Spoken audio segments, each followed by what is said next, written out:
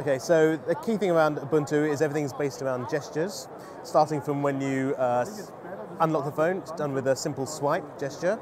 This takes you to the device itself, and then everything else is done by the edges. So the left edge is used to open the launcher, and the launcher is where you can pin your favorite apps, and you can start apps from here, for example. Then the top edge is for the key settings and your notifications, so you can respond to your notifications here, and you can access all your core settings, so that's your location, and then dismiss that, so it gives you fast access to the settings on the phone rather than having to go into a menu.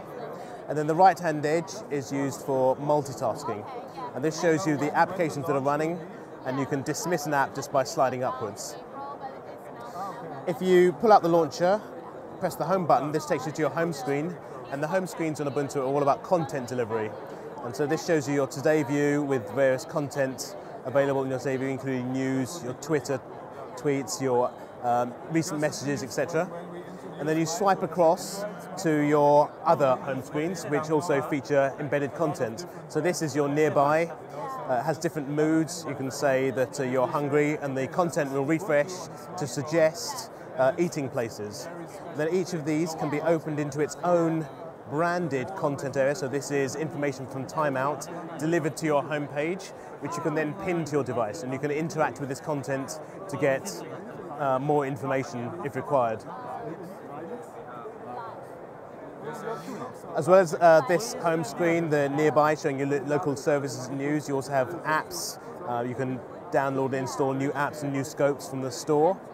And then you also have news, so these are different news sources. And then you have music, for example, so this is local music on my device.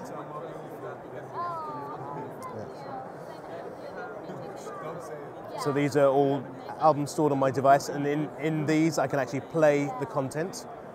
Then moving along, there's also photos, and this shows you local photos, Instagram photos, Facebook photos, Flickr photos, and again you can interact with these as though you're interacting with an app, but it's all part of the home screen of the device.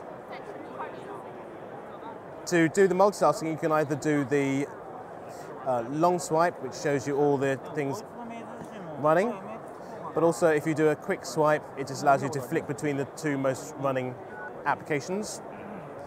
And then on the left edge, if you do a long swipe, that will take you, generally that will take you back to the home screen. Then also for the bottom edge, so the bottom edge varies according to which application you're in. So for example, if I'm in the dialer, the bottom edge gives me access to my recent calls. I haven't made any calls on this device. If I am in the messaging app, then the bottom edge gives me access to creating a new contact. Sorry, that was the contact application. Let's take you to the messaging app. So this will give me access to creating a new message. But if I'm in the home screen, then it's all about personalization. So if I swipe out from the home screen, then these are the scopes which are pinned to my home screen currently. And then this shows me all the other scopes that are available for customizing my home screens and pinning to my home screens.